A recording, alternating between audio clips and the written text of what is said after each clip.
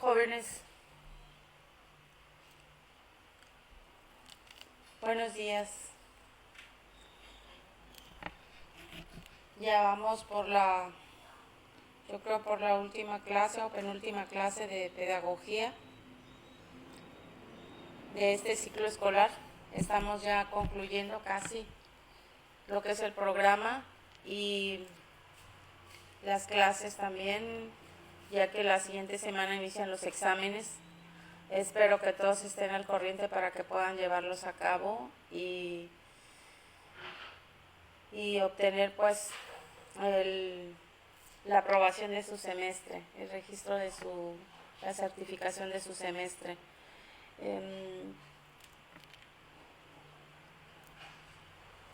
No sé qué esté pasando, pero hasta el momento no tengo conocimiento de trabajos de alguno de ustedes. Me gustaría que me respondieras ahorita en el chat. Ed, ¿cuántas tareas has enviado? Marifer Radilla, buenos días. Ed, manifiéstame en el chat cuántos trabajos has enviado, porque no tengo conocimiento de ningún trabajo y estás en ceros. Necesito tu respuesta, porque de esta manera es que vamos a poder ver qué se hace. Yo voy a dar inicio a la clase con ustedes dos. Espero se conecte Gustavo y Fernanda Álvarez en un momento más.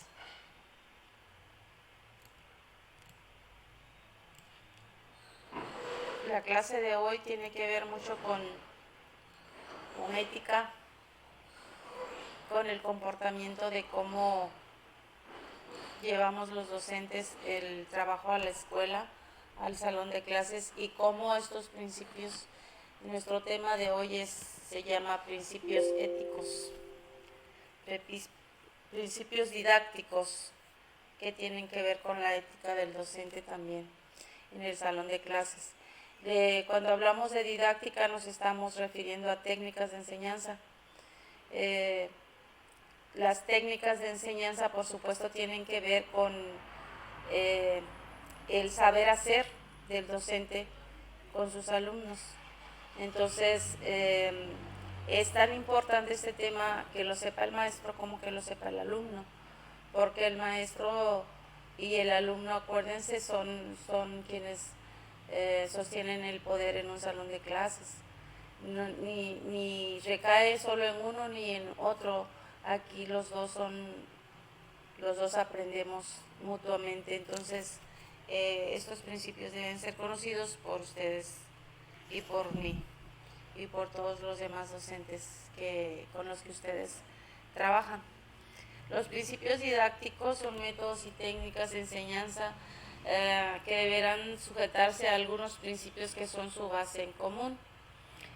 Esas normas generales a las que todos los métodos y técnicas de enseñanza deben responder reciben el nombre de principios didácticos.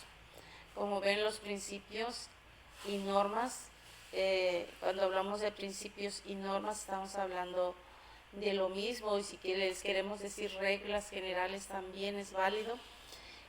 Nos estamos refiriendo a todo aquello que tiene que ver con la ética del profesor, con el saber manejar una enseñanza. Estos son los principios didácticos que vamos a desarrollar el día de hoy, que vamos a ver. Y el primero es el de proximidad. Vamos a ver varios. Yo espero que ustedes vayan tomando nota de cuáles son, porque sí van a tener que hacer un trabajito sobre esto. El principio de proximidad, que es el primero que tenemos. Tiende a hacer que la enseñanza parta de lo más cercano posible en la vida del educando, sea de la perspectiva que fuere. Este principio puede presentar en tres aspectos, que son a partir de lo cercano hacia lo lejano, a partir de lo concreto a lo abstracto, o a partir de lo conocido hacia lo desconocido. Cuando hablamos de proximidad siempre estamos hablando de una regla, pero también estamos hablando de una metodología que estamos utilizando en la enseñanza. Todo lo que nos rodea tiene que ver con conocimientos adquiridos o por adquirir, de manera que nosotros en la clase podemos desglosar nuestro tema a partir de lo que sucede, que sería lo que ustedes conocen, los conocimientos con los que ya cuentan y aquellos que todavía van a aprender, ¿sí? Y en cuanto a lo concreto y a lo abstracto, podemos aprender de lo que podemos tocar, de lo que podemos ver, o solamente de lo que percibimos, que no vemos ni escuchamos ni podemos tocar, pero también podemos aprender a partir de lo conocido hacia lo desconocido. Cuando nosotros a veces tenemos, por ejemplo, conocemos una palabra y la usamos en nuestro vocabulario sin saber qué significado tiene. Entonces ahí estamos utilizando, vamos de lo conocido a lo desconocido, conocemos el nombre pero no sabemos qué significa. Entonces, eso desconocido es lo que tenemos que aprender, que descifrar, que investigar. Eso se le llama principio de proximidad. Después tenemos principio de dirección. Tiende a señalar claramente lo que se desea, a fin de que alumnos y profesores tengan conciencia de su dirección en sus esfuerzos. Puede traducirse de la siguiente manera: tomar claros y precisos los objetivos a alcanzar. Cuando nosotros no tenemos un objetivo bien claro, preciso, para desarrollar en nuestra clase, en nuestra aula, entonces estamos trabajando a la y se va, estamos trabajando a la deriva, no sabemos a dónde queremos llegar. Por lo tanto, en cada tema, en cada contenido debe haber objetivos claros. ¿Qué queremos lograr?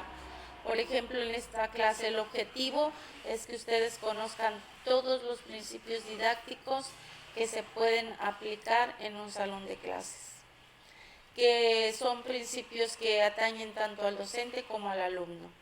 Ese es el objetivo y es claro y es preciso.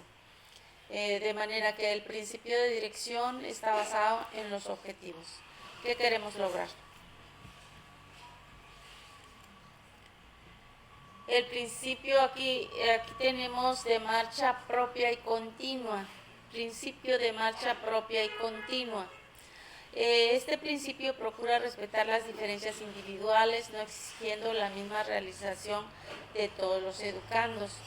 Sabemos que en un salón de clases tenemos diversidad de conocimientos, de formas de pensar, de cultura, de todo aquello que los hace diferentes, que aunque todos tienen casi la misma edad, algunos son hombres, otros son mujeres, siempre va a haber diferencias individuales que el educando y el docente pueden manejar de una manera correcta.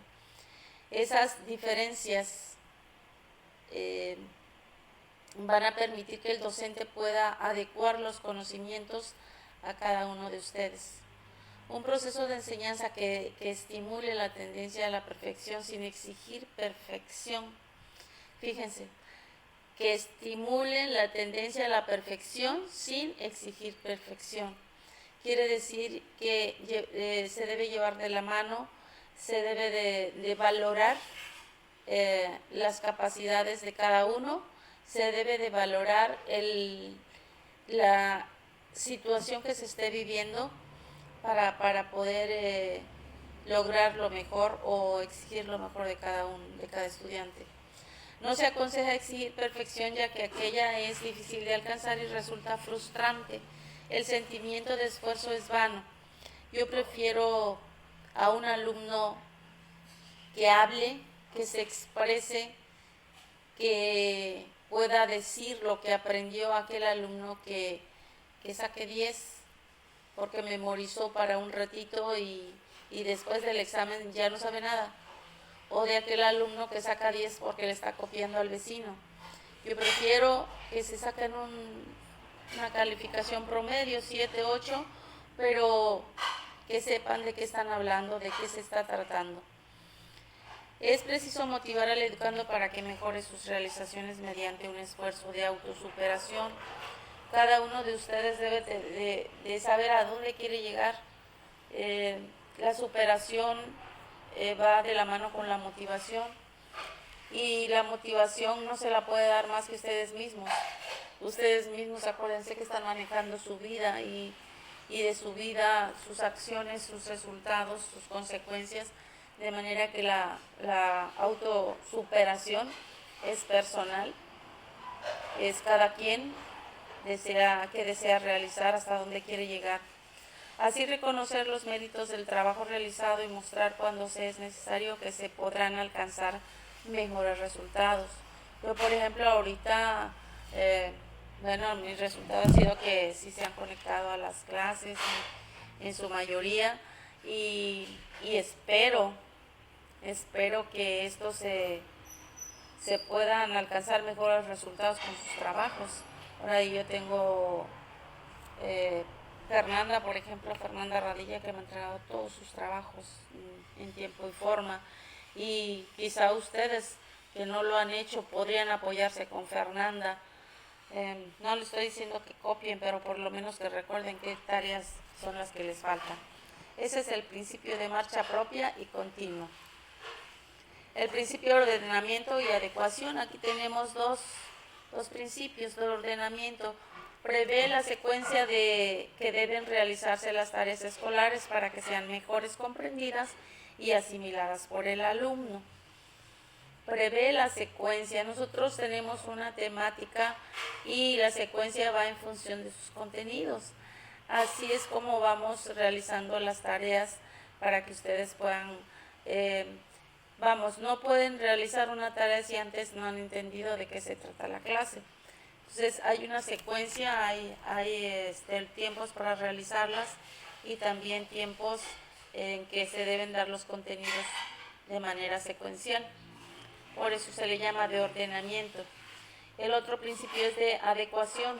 Prevé la adaptación de las nociones, tareas y objetivos de enseñanza a las posibilidades y necesidades del educando.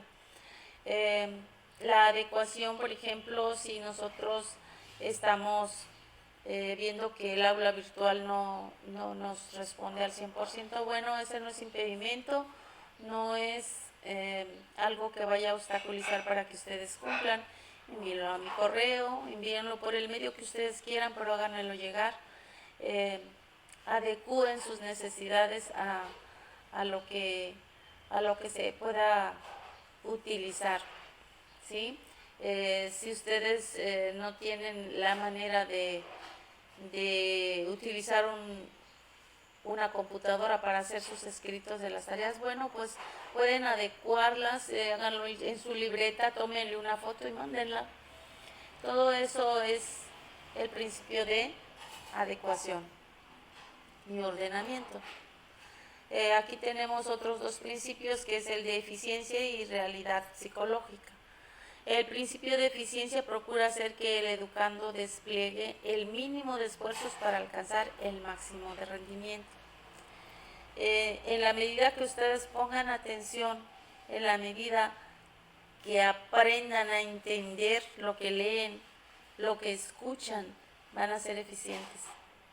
Van a lograr este principio de eficiencia. Porque el oír es solamente saber o darnos cuenta que nos está llegando ruidos, sonidos, percibimos esos sonidos. Cuando escuchamos, estamos entendiendo lo que oímos, estamos haciendo un razonamiento de lo que leímos y eso nos lleva a la eficiencia, ¿sí? Ejemplificando las clases virtuales, ustedes pueden hacer o lograr la eficiencia si son atentos, si razonan lo que están escuchando, pero sobre todo la concentración es fundamental. Es fundamental también que estén viendo y que estén leyendo conmigo. La realidad psicológica es otro principio. Previene que no se debe perder la edad evolutiva de los alumnos, así como sus diferencias individuales. Para que sea cual sea los caminos didácticos elegidos, se respete la realidad de cada educando. Esto nos indica, esta realidad psicológica nos indica que no siempre todos los alumnos van a estar en su 100% en el salón de clases o recibiendo la clase. Quizá haya problemas familiares, quizá haya preocupaciones personales que se lo impidan, y esto es la realidad psicológica que están viviendo y de la cual los docentes nos tenemos que percatar y considerar, ¿sí? También estos dos principios son muy importantes tanto para ustedes alumnos como para nosotros docentes. Los principios de dificultad y de participación. En cuanto a la dificultad, se coloca al educando en situaciones problemáticas y cuya solución exija un esfuerzo. Ese principio de dificultad debe ir implícito en todas las técnicas o todas las estrategias que se manejen para el desarrollo de algún tema. La dificultad hace que el alumno se esfuerce y ese esfuerzo representa conocimientos, representa nuevas adquisiciones en su construcción personal. Sí, entonces la dificultad, el principio de dificultad es importantísimo, es favorable. Cuando hablamos de dificultad no lo vean como un problema, sino como un reto. Algo que es difícil es algo que vale la pena lograr, algo que requiere un esfuerzo, es algo que te va a dar satisfacción. Por eso el principio de dificultad es tan importante. La participación se lleva, en este principio se lleva al educando a asumir las tareas escolares de una actitud activa, dinámica y no pasiva. Cuando ha habido ocasiones que yo les digo, comenten, a mí me gusta que hablen, me gusta escucharlos, inclusive por el chat me gustaría que participaran, que digan qué es lo que están pensando, qué están entendiendo, qué les gusta, qué no les gusta. Todo eso es fundamental para un docente. La participación es muy importante, porque de los errores a veces aprendemos. En todo caso, podemos de una participación tener una crítica constructiva que nos favorezca y nos ayude a crecer como personas, como alumnos o como docentes. Principio de espontaneidad. Considera que todo procedimiento de enseñanza debe prever la posibilidad de favorecer la libre manifestación del educando con el fin de propiciar su creatividad. Yo creo que aquel que diga que no es creativo está mintiendo. La creatividad forma parte de nuestra personalidad. Simplemente tenemos que abrir las puertas de la imaginación para poder ser creativo. Y la creatividad la podemos aplicar en todo momento. En todo aquello que hacemos la podemos aplicar. Basta con no quedarnos pasivos, que no quedarnos con lo que ya tenemos. Pues con eso está bien. Siempre hay que buscar algo diferente, algo nuevo, algo que me represente interés para poder lograrlo. Ese es el principio de espontaneidad. Prevé asimismo que no se inhiba al alumno. Si alguna inhibición se hiciere necesaria para que parta de una labor de reflexión acerca del propio comportamiento, a fin de que la modificación de éste se asuma un carácter de conciencia y responsabilidad y no de mera represión. el que no se les pregunte, el que no se les cuestione, que no se les haga participar, a veces lo ven como, ay, es que no me toma en cuenta porque no quiere que yo me vaya a, a cometer algún error y luego se vayan a burlar de mí y todo eso. No. El alumno debe desinhibirse, debe de tener confianza en lo que hace. Y las aportaciones tanto de sus compañeros como del docente deben de ser en función de que adquiera cada vez más confianza para que pueda el alumno expresarse y su comportamiento acercarlo más cada vez a fortalecer su carácter y su responsabilidad. El principio de transferencia y de evaluación. Aquí tenemos otros dos principios. Recomienda que todos los procedimientos de enseñanza tengan en vista la aplicación de lo aprendido en nuevas situaciones diferentes a las escolares. La transferencia es que todo aquello que ustedes aprenden lo pongan en práctica, que no se queden con teoría, que lo que estamos escuchando de principios didácticos los apliquen en su salón de clase, que sepan que el maestro le está faltando tal principio, coméntenselo, que lo lleven a la práctica, que le hagan saber que ustedes tienen el conocimiento y que lo están aplicando, que lo lleven a cabo en sus casas, en sus situaciones, en sus tareas, en los trabajos que se les queden de la escuela, en sus trabajos como hijos, como hermanos, siempre apliquen los conocimientos, en eso consiste el principio de transferencia. Y luego viene el principio de evaluación, que aconseja que el docente se ocupe constantemente de la evaluación del trabajo de sus alumnos, en el sentido de evaluación continua. Cuando nosotros planteamos un tema y planteamos algunas preguntas posteriores a la explicación, estamos evaluando qué tanto aprendió, si me respondió adecuadamente, si pudo contestar un ejercicio adecuadamente. Estamos cada vez evaluando. Evaluamos su presencia, su asistencia a la clase, evaluamos su participación, que hagan comentarios constructivos en el chat, que digan me gustó la clase, me gustó tal principio, pude entender el principio tal, yo lo aplico, yo voy a estar pendiente de si este principio se aplica posteriormente en mi salón de clases o en el desarrollo de las clases. Esa evaluación, acuérdense que la evaluación no solamente es por parte del maestro, también puede ser autoevaluación, la evaluación que ustedes se hacen como de manera personal a ustedes mismos, o también puede ser coevaluación, como la evaluación que le hacen ustedes a su compañero.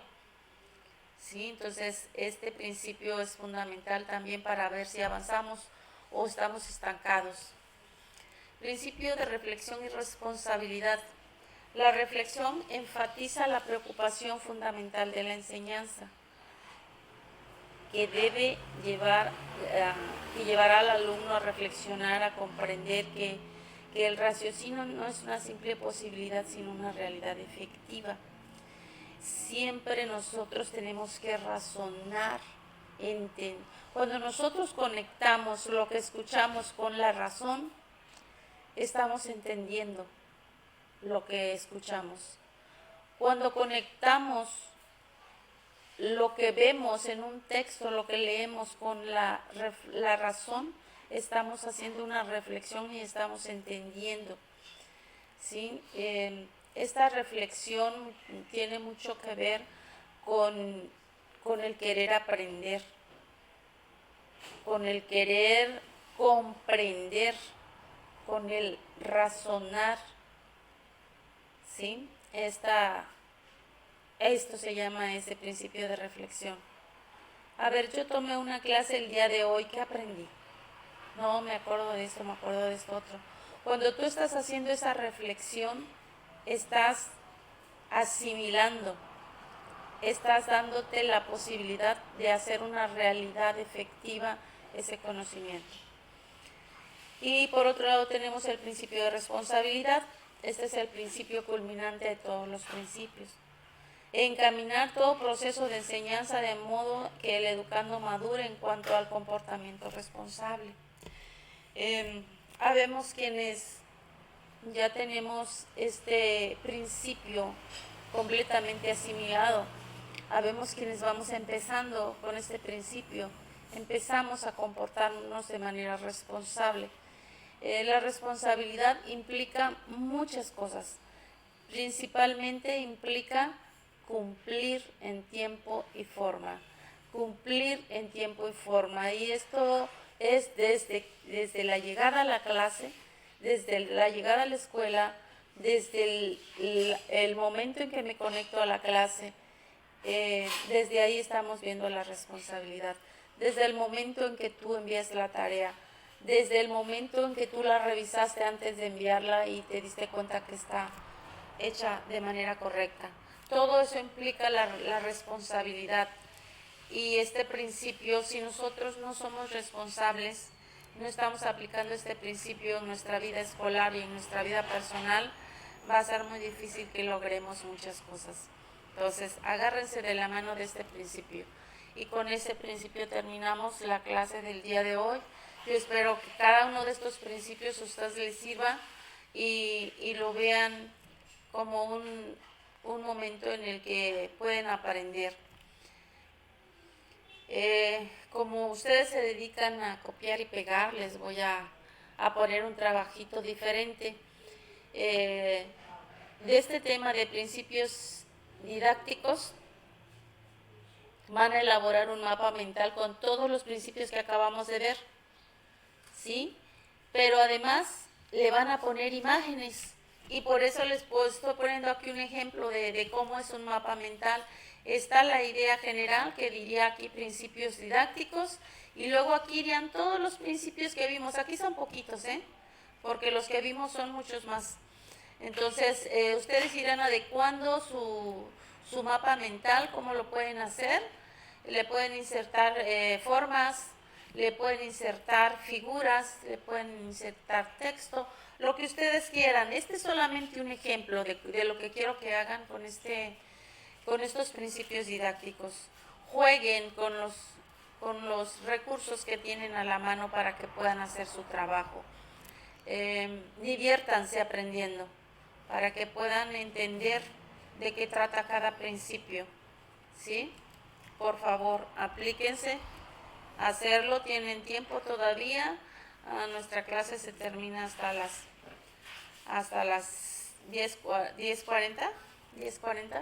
Esta tarea ya está en el aula virtual, ya la pueden descargar y pónganse inmediatamente a hacerla. Todos sus trabajos los espero. Si no lo pueden subir al aula, mándenlo a mi correo.